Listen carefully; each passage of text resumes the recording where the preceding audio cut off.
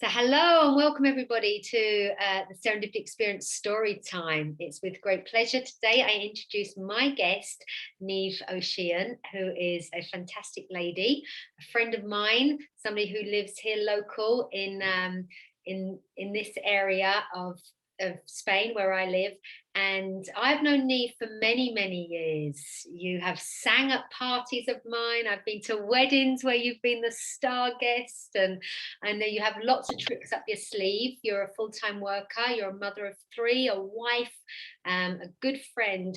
And what's really interesting today, what we thought we'd like to talk about today, is this passion that you have for walking, and for me this incredible story of how life's kind of changed for you in the last few years. Seems to be there's been a few changes, and I would love you, Niamh, to just introduce yourself a bit more. Tell us anything you want us to know about yourself, but tell us about this or especially this new venture, Walk Your Way Well, which is exciting for me. Hi, Amanda. It's so lovely to see you. And in these peculiar times, it's been ages since I've seen your face. It's lovely to log on and see you and chat with you. Funny, because you're only up the road. We're talking live across the waves. Like I said, mum of three, primarily. I suppose that's my main role. I'm a full-time worker. I'm a wife. I'm not sure if that should be third on my list. I do try to be a good friend. But I've had quite an experience, quite a ride over the last couple of years, over the last decade, in fact. But the last couple of years have been absolutely enlightening. 2017, I walked the Camino Santiago, which was a phenomenal experience. That's an 800-kilometer trek. I threw a bag on my back and I walked away from life for a period of time. It was a wonderful experience. I didn't realize at the time how profound it was, because I just spent 36 days trying to put one foot in front of the other and survive some injuries. But it's just since then, I just kept walking, and I've enjoyed every step along the way of learning and growth. It led me to a place, I feel that the Camino Santiago led me to a place where I needed to look at how much wine I was drinking, which, living in Spain, can be quite excessive. And in my case, it was excessive. And I decided to knock alcohol on the head. I say that lightly, okay, but it wasn't. It was a huge decision. It was complicated. It was challenging. And I really can't believe it. I think I'm 850 days without having had alcohol, something along those lines. It's quite a long time, really. Wow, what's that? So 2.5 years or something? Yeah, something a little over 2 years. It's not something I could ever have envisaged, because it's so intrinsic to what was my existence and what is our lifestyle out here. But just to take it back a little bit, it was the 1st of January in 2019.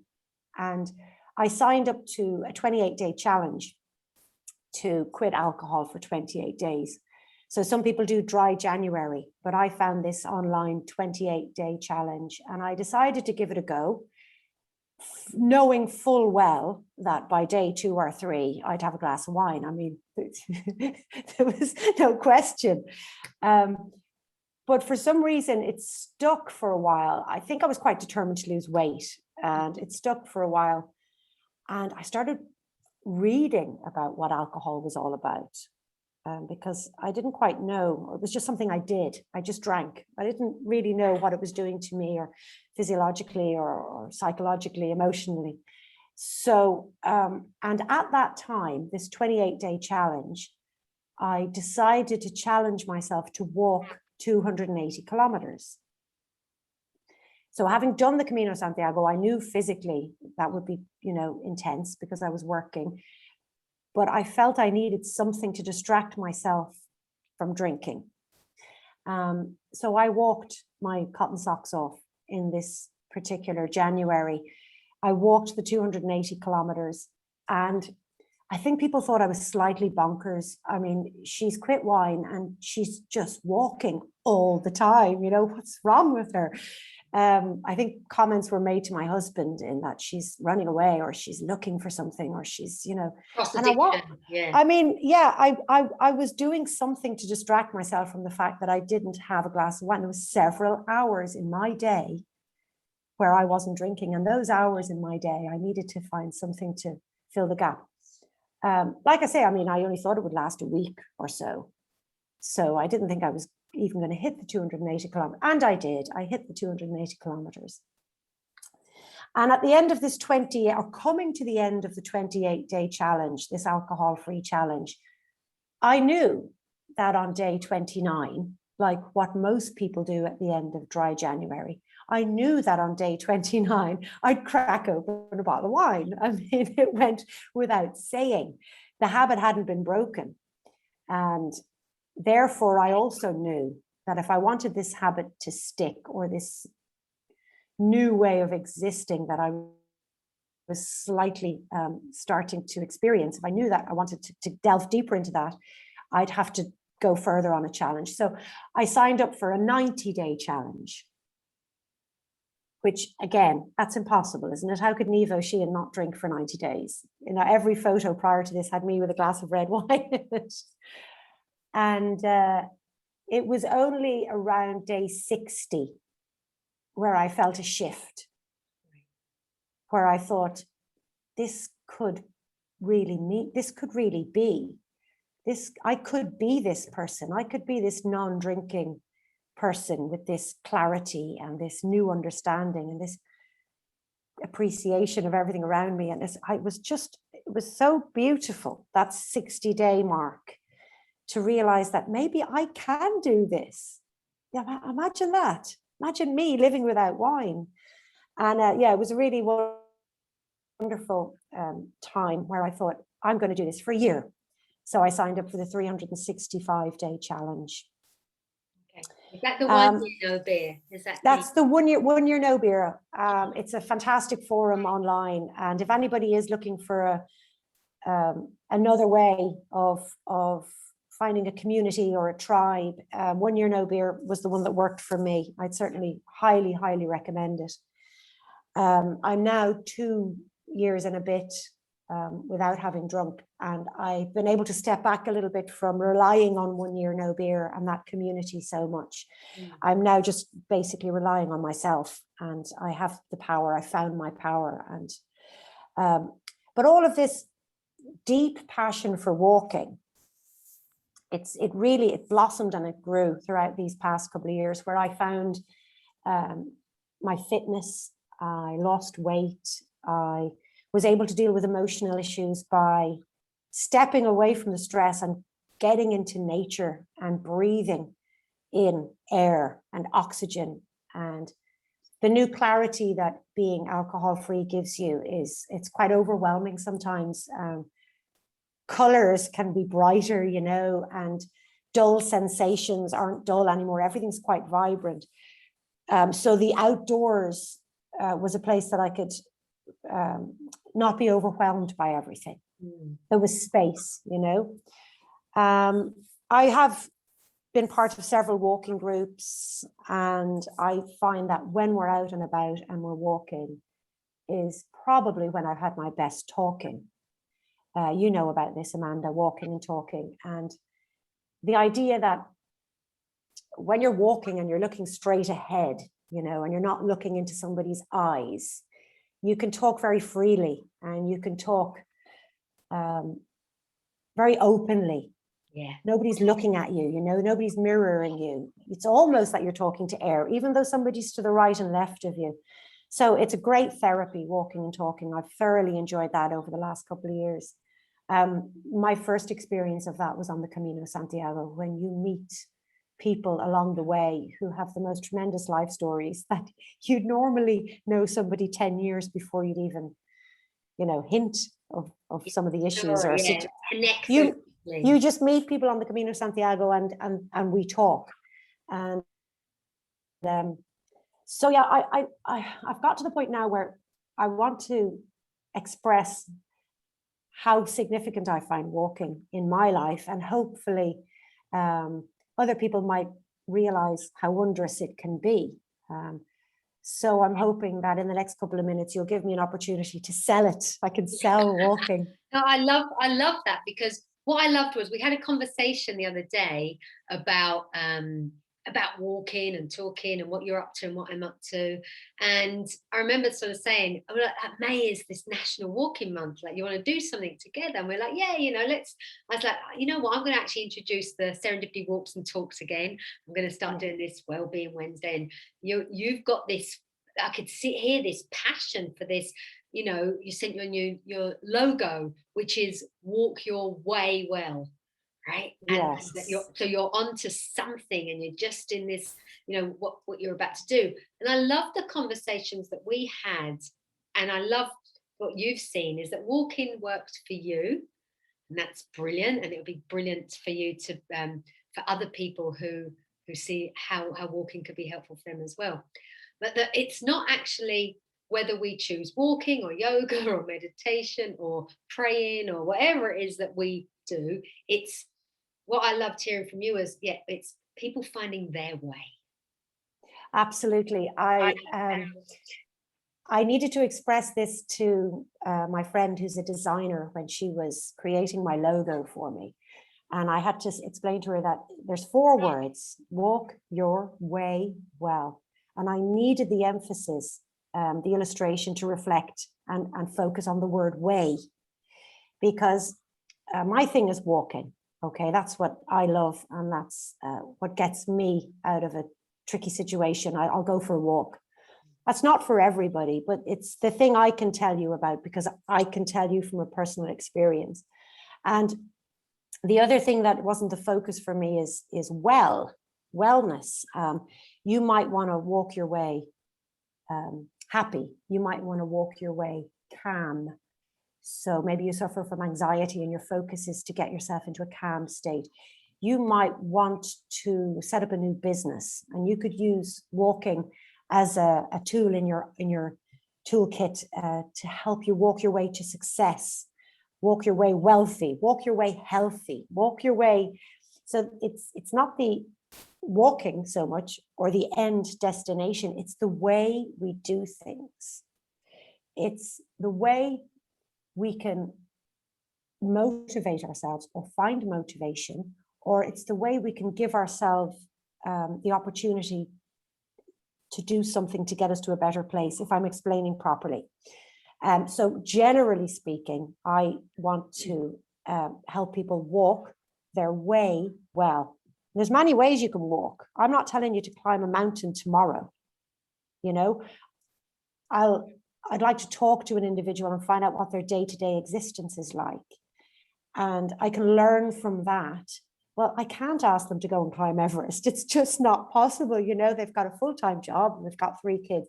But what I might suggest to them is that if they could just find 30 minutes 5 times a week, they will give themselves better heart health. They will reduce their anxiety. They will tone up their legs and get a smaller butt. They will burn calories. And I'll examine somebody's situation and say, I think this is a great way for you to take you a step closer to what your end goal is, what your end vision is. So, like I say, I can talk to you about walking. Other people can talk to you about HIIT exercise. Other people can talk to you about meditation. Other people can talk to you. Everybody has their forte and their area of expertise. I'm no expert on walking, Amanda. I'm just so passionate about it. Yes. It served me beautifully. I've seen it help other people in many ways. And so I'd just like to talk a little bit more and hopefully get people booting up.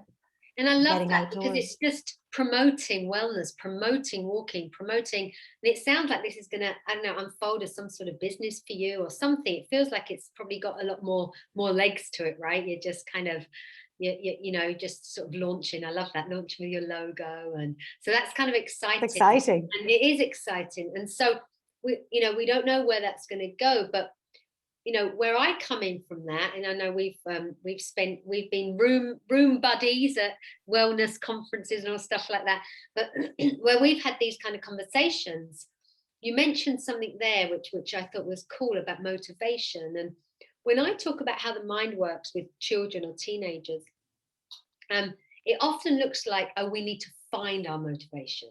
Like motivation's out there, and some people have got it and some people haven't.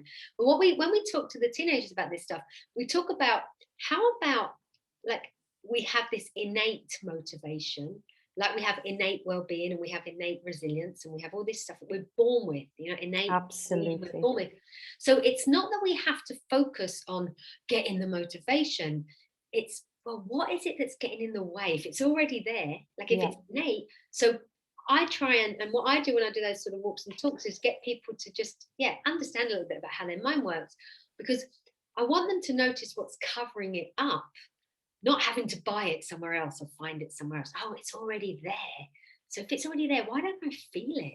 Because sometimes what you'll come across with the people that you've met, and I know you've done loads of local walks and you've got lots of friends and they will go walking with you. Some people, it's just like, wow, where are we going? What, what's the bit today? And other people, it seems like that's a bit of an effort, right? That's a bit of an effort to go walking again. What again? Oh, we did that yesterday. We did that last week. So this motivation is more apparent or present in some of us, as is our happiness, our positivity, our cheerfulness, our compassion. Some of it seems to be more present in some of us, and in with other people it looks like that's suppressed. And so it's like, well, what is that thing? What are those hands that are suppressing it? And I think that something like walking, for me, that really works also.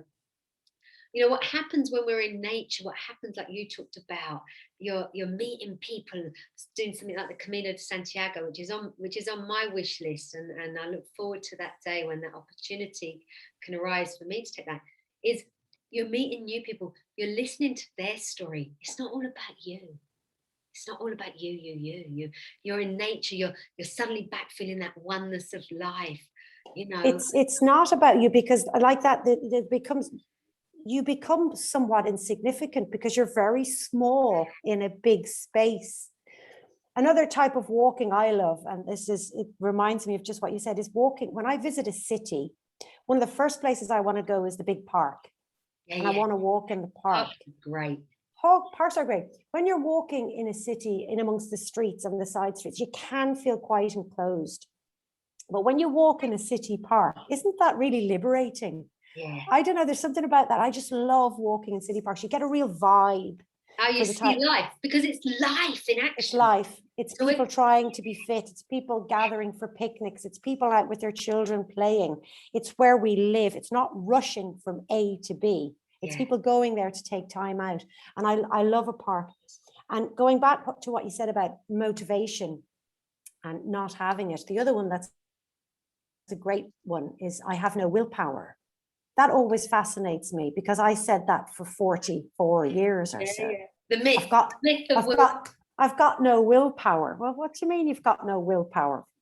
Now, when I think about it, it was always there. I always had willpower. It's just I wasn't accessing it. It was sitting there. It's in my hands. My willpower is there.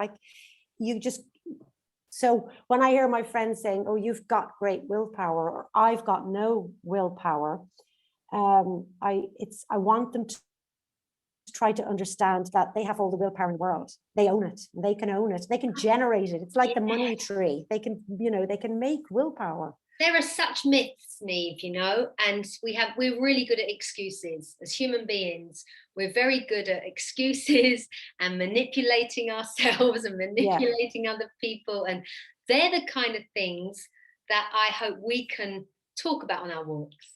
These walks and talks we're going to do in May, which should be great. We're going to walk, and we invite everybody who's local that can to join us on our walks and talks every Wednesday. We're going to meet at 5:30 in the Javier, Hazes, Pobre, Denier area. And we'll put more details on those below. But we're going to talk about this kind of stuff. And there is something about the freedom, like you said, walking and talking. It reminds me when you were talking about walking with alongside somebody. It's like getting the kids in the car and they can't go anywhere. You can have a chat, but you're not looking at them. They can't get away. They can't escape. No, but you're also not looking at them, right? Because that is quite, isn't it? When we've got to, deep down we know that we are our minds make up a lot of stuff, really thinking it's helping us out, right? Yeah. And when we are in our freedom and our natural place, it just makes sense to be out and walking in nature. And why wouldn't we want to do that? Right? It makes sense when you think about it, Amanda, and that's where we want to be. And we'll look at our friends' posts on social media that have glorious sea view photos of the walk that they've been on, and we want to do that, but we don't do it, and we confuse ourselves, and we distress ourselves because why can't I do it? I like the idea of trying to equip people with, should we call them little tricks, little aids to get them closer to walking. And I know these sound like silly little things, but the idea of put your walking boots on in the morning, just do it. It doesn't mean you have to walk that day, but you are one step closer, right? And things like we get very settled, you know, we sit down on the sofa and it might be quite dark in the house, sunny outside, but because we're inside and we're on the sofa, you can trick yourself into a new situation by just stand up, just leave the room, just put the remote control down, give yourself 2 minutes, stand up, change your position, go to the kitchen, have a glass of water. You're halfway there, Amanda, you're halfway on your walk, because the hardest part about going for a walk is setting foot outside the door, isn't it? And then you're off, and then you can't. And then you're off, and then you can't stop. So I like the idea of talking to people about, well, what holds you back?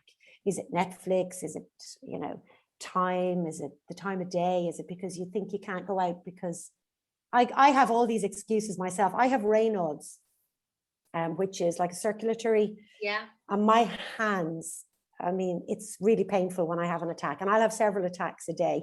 And I've used cold. Is that in the cold, Niamh? It doesn't even necessarily have to be cold. Stress will trigger it. Or if I go into a supermarket, it could be temperature change. Right. And I use this as an excuse for years. I can't go out. My hands will get cold. I'm not going for a walk. My hands will get cold. Yeah. You'd swear I was going to lose a limb. I wasn't, Now, I could have put on gloves, couldn't I? That would pop into a few people's minds that have just listened to this. Wouldn't that have helped? But I was using it as an excuse.